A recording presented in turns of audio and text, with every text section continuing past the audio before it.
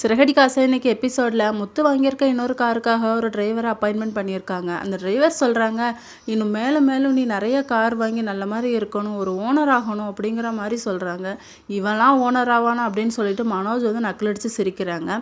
அப்போ ரோஹிணி சொல்கிறாங்க, சத்தம் போட்டு சிரிக்காத, உன் தம்பி காதில் விழுந்துச்சுன்னா அவன் எதுக்கும் சண்டைக்கு வருவாங்க அப்படிங்கிற மாதிரி சொல்லி இது வந்து மீனாவுக்கு கேட்டுருது. உடனே மீனா வந்து திட்டுறாங்க. அப்போ மீனா சொல்கிறாங்க, இவர் நிறைய கார் வாங்கி ஒரு கார் ஷாப்பே வைக்க போவாங்க அப்படிங்கிற மாதிரி சொன்ன உடனே முத்து வந்து வாயை பொத்தி தயவு செய்து எதுவும் சொல்லிடாதம்மா அப்படின்னு சொல்லி கூட்டிகிட்டு போகிறாங்க. மனோஜ் வந்து ஒருவேளை இந்த கார் டிரைவரால் நம்மளுக்கு எதுவும் பிரச்சனையாகுமோ அப்படின்னு சொல்லி யோசிச்சுட்டு இருக்காரு. அதுக்கப்புறம் அவர் பார்க்க ஃப்ரெண்டை கூட்டிகிட்டு ஒரு சாமியார்கிட்ட போகிறாரு. அவர் சொல்கிறாரு, நீங்கள் இந்த ட்ரெஸ்ஸே போடக்கூடாது, உங்கள் ட்ரெஸ்ஸை நீங்கள் சேஞ்ச் பண்ணணும் அப்படிங்கிற மாதிரி சொல்லி ஷர்ட்டெல்லாம் கழட்டிட்டு பனியானும் மேலே ஒரு மஞ்சள் துண்டு மட்டும் போட்டுட்டு வீட்டுக்கும் போகிறாங்க. அப்போ சாமியார் சொல்லியிருப்பாங்க, இந்த ட்ரெஸ்ஸை அவன் ஒய்ஃபை தவிர வேறு யாருமே துவைக்கக்கூடாது அப்படிங்கிற மாதிரி சொல்லி வீட்டுக்கு வருவாங்க. என்னடா மறுபடியும் பிச்சையாக எடுத்துகிட்டு இருக்க அப்படிங்கிற மாதிரி முத்து வந்து கலாய்ப்பாங்க. முத்து வந்து ஒரு உண்டியல் வாங்கிட்டு வந்திருப்பாங்க.